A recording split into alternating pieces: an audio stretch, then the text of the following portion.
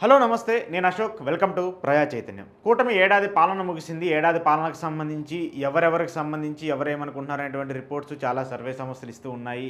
ఈ కూటమి ఏడాది పాలనకు సంబంధించి ఒక్కొక్కరు భిన్నంగా అభిప్రాయాలు చెప్తూ ఉన్నారు. కూటమి పాలన బాగుందని కొంతమంది చెప్తుంటే, ఏవైతే ఎన్నికలకు సంబంధించిన హామీలు ఇచ్చారో ఆ హామీలు సరిగా నెరవేర్చలేదు కాబట్టి కొంత వ్యతిరేకత మూట కట్టుకుంది కూటమి ప్రభుత్వం అంటూ కూడా మాట్లాడుతూ వస్తున్నారు. అయితే దీనికి సంబంధించి రాజకీయంగా ఎవరికి సంబంధించిన వ్యాఖ్యలు వాళ్ళు చేస్తూ ఉన్నప్పటికీ వైసీపీకి సంబంధించి వాళ్ళు మాత్రం ప్రజల తరపున ప్రజలకు సంబంధించిన అంశాల మీద మేము పోరాడతామంటూ కూడా వాళ్ళు చెప్తూ వస్తున్నారు. అయితే ఎన్నికలకు సంబంధించి అంటే గతంలో జూన్ 4న ఏదైతే రిజల్ట్స్ వచ్చాయో ఆ రిజల్ట్స్కి సంబంధించి ఎన్నికలకు సంబంధించి చాలా ఎగ్జిట్ పోల్ సంస్థలు రిజల్ట్స్ ఇస్తూ వచ్చాయి. ఎగ్జిట్ పోల్స్కి సంబంధించి వాళ్ళ ప్రిడిక్షన్స్ కూడా ఇస్తూ వచ్చారు. ఇలాంటి నేపథ్యంలో కేకే సర్వే ఏపీ రాజకీయాలకు సంబంధించి ముఖ్యంగా ఆంధ్రప్రదేశ్కి సంబంధించి చాలా అథెంటిక్ సర్వే ఇస్తూ వచ్చింది. వాళ్ళు ఏదైతే 160కి పైగా స్థానాలతో కూటమి ప్రభుత్వం అధికారంలోకి వస్తుందని చెప్పినప్పుడు ఎవరూ పెద్దగా నమ్మలేదు. కానీ రిజల్ట్లో మాత్రం అది 100% యాక్యురసీతో 100% నిజం అవుతూ కూడా రిజల్ట్ అయితే వచ్చినటువంటి సిచ్యువేషన్ని మనం చూస్తూ వచ్చాం. అయితే ఈ ఏడాది పాలనకు సంబంధించి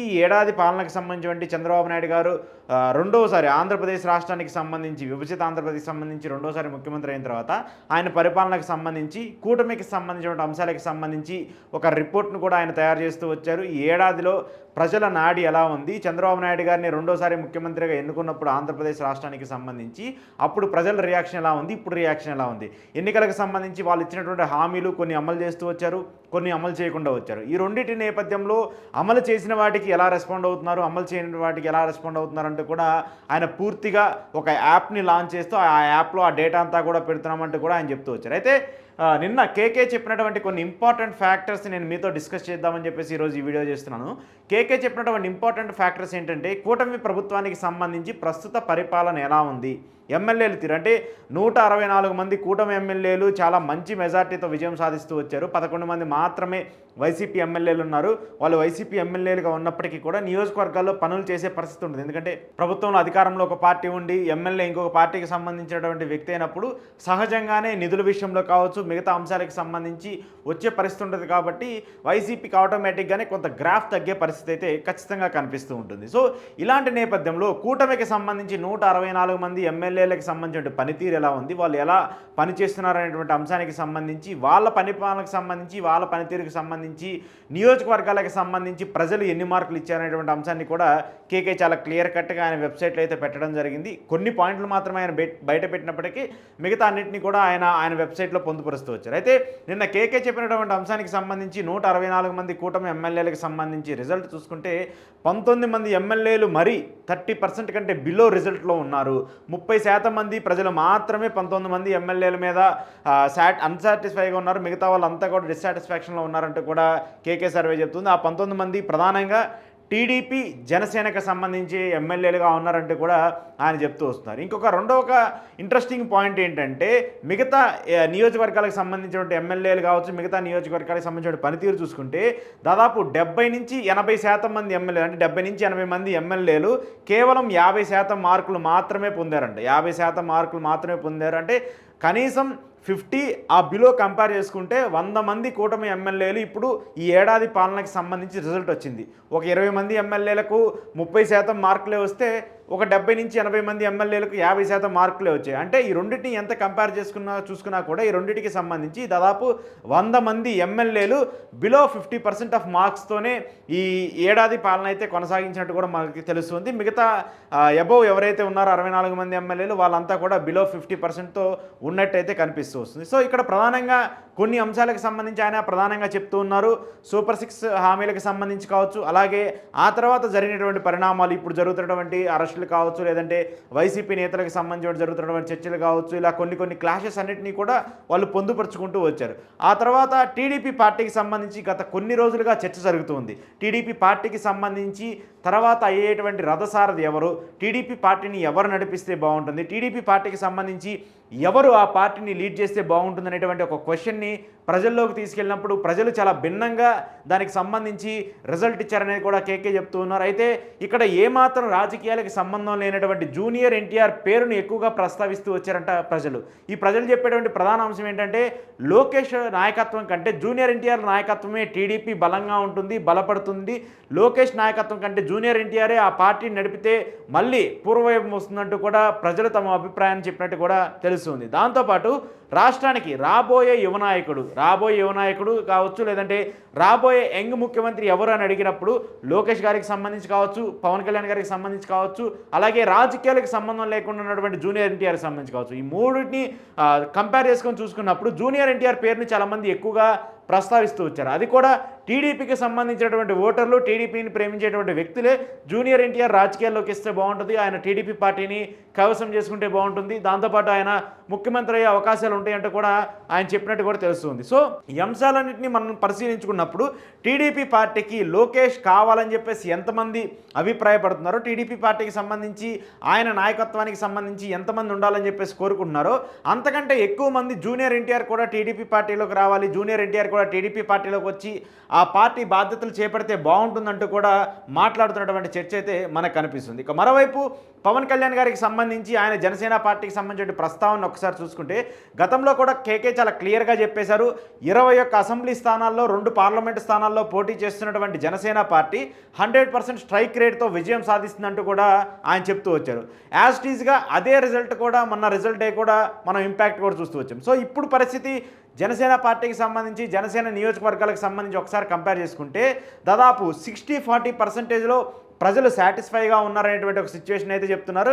60% మంది ప్రజలు ఆనందంతో, 40% మంది ప్రజలు డిసప్పాయింట్మెంట్తో ఉన్నట్టు కూడా ఈ సర్వే చెప్తుంది. అది కూడా కొన్ని నియోజకవర్గాలు చాలా నెగిటివ్ ఇంపాక్ట్ కూడా బ్యాలెన్స్ని మూట కట్టుకున్నాయంటూ కూడా చెప్తున్నారు. ఇక మరోవైపు పిఠాపురానికి సంబంధించి ప్రధాన అంశము రాష్ట్ర ఉప ముఖ్యమంత్రిగా ఉన్నటువంటి పవన్ కళ్యాణ్ గారి నియోజకవర్గానికి సంబంధించిన అంశము. అక్కడ పరిశీలన ఒకసారి చూసుకున్నట్టయితే అక్కడ వర్మ గారి ఇష్యూ చాలా ఇంపాక్ట్ క్రియేట్ చేస్తుందంటూ కూడా ఈ సర్వేకి సంబంధించి కేకే చెప్తూ వచ్చినటువంటి మాట. ఎందుకంటే వర్మ గారు టీడీపీ పార్టీలో ఉన్నప్పటికీ కూడా మొన్న ఎన్నికలకు సంబంధించి ముగ్గురు కూడా కూటమిగా పోటీ చేశారు, కూటమిగా పనిచేశారు. ఒక విధంగా వర్మ గారి వల్లే పవన్ కళ్యాణ్ గారు గెలిచారని చెప్పేసి చాలామంది మాట్లాడుతూ వచ్చారు. సో ఆ తర్వాత రాజకీయ పరిణామాలు చేంజ్ అవ్వటము, వర్మ గారిని కొంచెం తక్కువగా చేయటము, నాగబాబు లాంటి వ్యక్తి ఆయన మీద కామెంట్లు చేయడం, ఇవన్నీ కూడా రాజకీయంగా చాలా చర్చలు జరుగుతున్నాయి. ఏది ఏమైనప్పటికీ కూడా పవన్ కళ్యాణ్ గారి గెలుపులో వర్మ గారి ఇంపాక్ట్ ఎంత క్రూషియల్ రోల్ ప్లే చేసిందో కూడా మనకందరికీ తెలుసు. కానీ ఇప్పుడు ఆ పరిణామాలన్నీ చూస్తూ ఉన్నప్పుడు వర్మ గారు కొంచెం సైలెంట్ అవ్వడము, జనసేన నాయకులందరూ కూడా వర్మ గారిని కొంత పక్కన పెట్టుతున్నటువంటి నేపథ్యంలో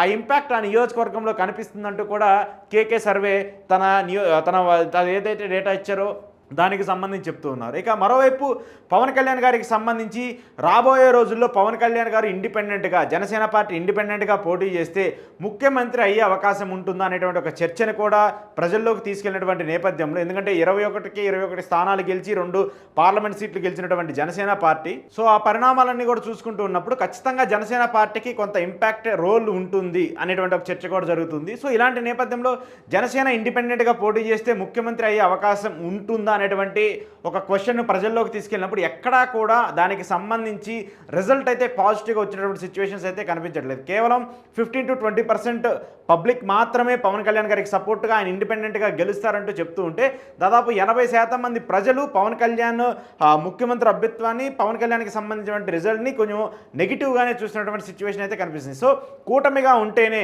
3 పార్టీలు కలిసి పోటీ చేస్తేనే అధికారంలోకి రావటం కావచ్చు, అలాగే వాళ్ళు గెలుపొందే సిచ్యువేషన్స్ కావచ్చు, ఇవన్నీ ఉంటాయంటూ కూడా చెప్తూ ఉన్నారు. సో ఎక్కడ పరిపాలనకు చూసుకున్నా ఈ 1 ఇయర్లో ఏదైతే మేజర్ ఫ్యాక్ట్స్ వస్తాయి, మేజర్ చేంజెస్ వస్తాయని చెప్పేసి చెప్పినప్పటికీ కూడా ఎక్కడా కూడా మేజర్ చేంజెస్ కనలేదు. కానీ కొంతవరకు పై లేయర్లో మాత్రం అందరూ బాగానే ఉన్నారు, కానీ గ్రౌండ్ లేయర్లో కొంత సెకండ్ గ్రేడ్ లీడర్స్ కావచ్చు, లేదంటే విలేజెస్ సంబంధించిన లీడర్స్ కావచ్చు, మండలానికి సంబంధించిన లీడర్స్ కావచ్చు, వాళ్ళల్లో కొంత ఐక్యత అయితే లేదు అంటూ కూడా చెప్తూ వస్తుంది. సో ఈ అంశాలన్నింటినీ కూడా కూటమికి కొన్ని అడ్వాంటేజెస్గా ఉంటే కొన్ని డిసడ్వాంటేజెస్గా ఉన్నాయి. ప్రధానంగా సూపర్ 6 హామీలకు సంబంధించి మాత్రము ప్రజలైతే చాలా నిరాశతో ఉన్నారు. ప్రజలైతే చాలా కొంత నెగిటివిటీని, ఇంపాక్ట్ని కూటమి ప్రభుత్వం మూటగట్టుకుంటుంది అనేటువంటి ఒక రిపోర్ట్ని అయితే కేకే చెప్తూ ఉన్నారు. ఖచ్చితంగా దీనికి సంబంధించినటువంటి చర్యలని ఈ ఏడాదిలో మాత్రము చెయ్యకపోతే రాబోయే రోజుల్లో కూటమికి చాలా ఇంపాక్ట్ ఉంటుంది, దాన్ని వైసీపీ చాలా ఎక్కువగా ప్రొజెక్ట్ చేస్తూ తీసుకెళ్తుందంటూ కూడా ఆయన మాట్లాడుతూ వచ్చారు. ఇక మరో పక్క చూసుకుంటే ప్రతిపక్ష పార్టీ వైసీపీకి సంబంధించినటువంటి డేటా ఎలా ఉంటుంది, 11 స్థానాలకు పడిపోయినటువంటి జగన్మోహన్ రెడ్డికి సంబంధించి ఇంత యాక్టివ్ అవుతున్నటువంటి నేపథ్యంలో ఆయన మళ్ళీ పుంజుకునే అవకాశం ఉంటుందా, రాజకీయంగా వైసీపీకి భవిష్యత్తు ఎలా ఉంటుందనేటువంటి అంశాన్ని కూడా ప్రజల దగ్గర నుంచి ఒక డేటా సేకరించామని చెప్పేసి కేకే సర్వే చెప్తుంది. కేకే సర్వే చెప్తున్నటువంటి ఈ రిజల్ట్ చూసినప్పుడు వైసీపీ పార్టీకి గతంలో అంటే మొన్న ఎన్నికలకు సంబంధించి వచ్చినటువంటి 40% ఓట్ బ్యాంక్ చాలా స్థిరంగా ఉందని చెప్తూ ఉన్నారు ఆయన. దాంతోపాటు మనం ఓడిపోయినటువంటి ఎమ్మెల్యేలు ఎవరైతే చూస్తున్నామో గెలిచినటువంటి 11 మంది చూస్తూ ఉన్నామో అవంతా కూడా జస్ట్ నెంబరింగ్ మాత్రమే. గ్రౌండ్ లెవెల్లో వైసీపీ పార్టీకి చాలా స్థిరత్వమైనటువంటి పట్టు ఉందంటూ కూడా ఆయన చెప్తున్నారు. ఖచ్చితంగా వైసీపీ పార్టీకి సంబంధించి ఇప్పుడు వాళ్ళు నియోజకవర్గాలకు సంబంధించి కావచ్చు, జిల్లాల వారీగా ప్రాంతాల వారీగా మార్పులు చేర్పులు చేసుకుంటూ వస్తే ఖచ్చితంగా వైసీపీ బలపడే అవకాశం ఉందంటూ కూడా ఆయన చెప్తున్నారు. దాంతోపాటు జగన్మోహన్ రెడ్డికి సంబంధించినటువంటి పాలనకి అలాగే ఇప్పుడు ప్రస్తుతం కూటమికి సంబంధించి చంద్రబాబు నాయుడు గారి పాలనకు సంబంధించి కంపారిజన్ చేసుకున్నప్పుడు కూడా చాలా భిన్న స్వరాలు ప్రజల దగ్గర నుంచి వస్తున్నాయంట.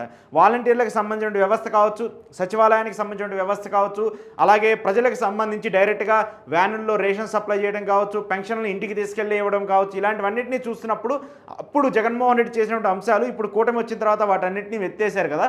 ఇప్పుడు దానికి సంబంధించి మా అభిప్రాయం ఏంటని చెప్పినప్పుడు దాదాపు 70% మంది ప్రజలు అవన్నీ మళ్ళీ ఉంటే బాగుంటుంది అంటూ కూడా కోరుకుంటున్నారు అనేది కూడా చెప్తున్నారు. అయితే దానికి సంబంధించి తప్పులు జరుగుతున్నాయి, అవినీతి జరుగుతుంది, లేదంటే దానివల్ల మిస్లీడింగ్ అవుతుంది అనేది ఎన్నికల టైంలో చాలామంది మాట్లాడినప్పటికీ కూడా అయితే ఇప్పుడు యాక్యురసీగా డైరెక్ట్గా ప్రజల దగ్గరికి వెళ్ళారు. కూటమికి సంబంధించి ఏడాది పూర్తయిన తర్వాత కూడా ఈ అంశాలకు సంబంధించి ప్రజల దగ్గర మాట్లాడుతూ ఉన్నప్పుడు ప్రజలు అవన్నీ ఉంటే బాగుండేదంటూ కూడా మాట్లాడుతూ వస్తున్నారు. అంటే మెజారిటీ ఆఫ్ ద పీపుల్ అప్పుడు ఏదైతే జగన్మోహన్ రెడ్డి తీసుకొచ్చినటువంటి కొన్ని పథకాలు ఉన్నాయో, కొన్ని అంశాలు ఉన్నాయో, అలాగే సచివాలయ వ్యవస్థ కావచ్చు, వాలంటీర్ల వ్యవస్థ కావచ్చు, ఇవన్నీ కూడా చాలా ఇంపాక్టెంట్ రోల్ ప్లే చేస్తూ వచ్చాయి ఎన్నికలకు సంబంధించి. సో వాళ్ళు చాలా మంచి పనులు చేస్తూ ఉన్నారు, చాలా ప్రభుత్వ కార్యక్రమాలను డైరెక్ట్గా ఇంటికి తీసుకెళ్ళి ఇచ్చే ప్రయత్నం చేశారు కాబట్టి ఆ ప్రయత్నం బాగుందంటూ కూడా ప్రజలు చెప్తున్నారని చెప్పేసి నిన్న కేకే సర్వే చెప్తుంది. అయితే ఓవరాల్గా ఆయన రిపోర్టు ప్రకారం చూసుకుంటూ ఉన్నప్పుడు కూటమికి సంబంధించి ఫెయిల్యూర్స్ లేవు, అలాగే నెగిటివ్స్ లేవు, అలా అని చెప్పి సక్సెస్ రేటు లేదు, బ్యాలెన్స్డ్గా అప్ అండ్ డౌన్స్లో పోతున్నట్టు సిచ్యువేషన్ కనిపిస్తుంది. కానీ పథకాలకు సంబంధించి పరిపాలనకు సంబంధించి కొంత నెగిటివ్ ఇంపాక్ట్ ఉందనేది మాత్రము చాలా క్లియర్ కట్గా చెప్తూ ఉన్నారు. దాంతోపాటు ప్రతిపక్షానికి సంబంధించి అంటే వైసీపీకి సంబంధించి ఏదైతే 11 స్థానాలకు పడిపోయిన తర్వాత తమ గ్రాఫ్ను పెంచుకుంటూ వెళ్తున్నామని చెప్పేసి వైసీపీ చెప్తుంది. సో ఇప్పుడున్నటువంటి నేపథ్యంలో చూసుకుంటే ఇప్పుడు ఈ ఏడాది ముగిసిన తర్వాత 35 నుంచి 40 మంది ఎమ్మెల్యేల మీద తీవ్ర స్థాయిలో వ్యతిరేకత ఉంది. ఒకవేళ వాళ్ళకి మళ్ళీ టికెట్లు ఇచ్చినా లేదంటే వాళ్ళు మళ్ళీ పోటీ చేసినా కూడా ఖచ్చితంగా అక్కడ ఎక్కువ శాతము ఓడిపోయే పరిస్థితులు ఉంటాయంటూ కూడా ఆయన చెప్తున్న నేపథ్యంలో మరి దానికి సంబంధించి కూటమి ప్రభుత్వం ఎలాంటి మార్పులు చేర్పులు చేస్తుంది అనేది కూడా చూడాల్సి ఉంది. దాంతోపాటు వైసీపీ కూడా ఆయన కొన్ని సలహాలు సూచనలు ఇస్తూ ఉన్నారు. నియోజకవర్గాలకు సంబంధించి ప్రాంతాల వారీగా ఒక సమీక్ష చేసుకొని ఏదైతే గతంలో ఇన్ఛార్జీలు మార్చారో లేదంటే కొన్ని తప్పులు చేసుకుంటూ వచ్చారో వాటన్నిటిని పునఃసమీక్షించుకొని కొత్త ఇన్ఛార్జిని వేసి ఇప్పటి నుంచే పార్టీని బలోపేతం చేసుకుంటూ ముందుకు వెళ్తే మాత్రం ఖచ్చితంగా మళ్ళీ రాబోయే రోజుల్లో వైసీపీ పార్టీ తిరిగి అధికారంలోకి వచ్చే అవకాశం ఉంటుందంటూ కూడా కేకే చెప్తున్నారు. సో ఈ పరిణామాలన్నీ చూసుకుంటూ ఉన్నప్పుడు వైసీపీకి కొంత అడ్వాంటేజ్గా ఉంటున్నప్పటికీ కూడా కూటమి మాత్రం ప్రభుత్వంలో ఉంది కాబట్టి కొన్ని తప్పులను కొన్ని ఇబ్బందులను ఎదుర్కోవాల్సిన పరిస్థితి ఖచ్చితంగా ఉంటుందంటూ కూడా ఆయన చెప్తున్నారు. సో ఓవరాల్గా కేకే సర్వే చెప్తున్నటువంటి రిపోర్ట్ ప్రకారం చూసుకుంటే కొంత వ్యతిరేకత కూటమి ప్రభుత్వం మూటగట్టుకుంది. ఆ వ్యతిరేకతని ఇప్పుడు కరెక్ట్ చేసుకోబోతే రాబోయే రోజుల్లో మరింత పెరిగి అది కూటమికి ఇబ్బందిగా మారే అవకాశాలు ఉంటాయంటూ కూడా కేకే చెప్తూ వచ్చారు.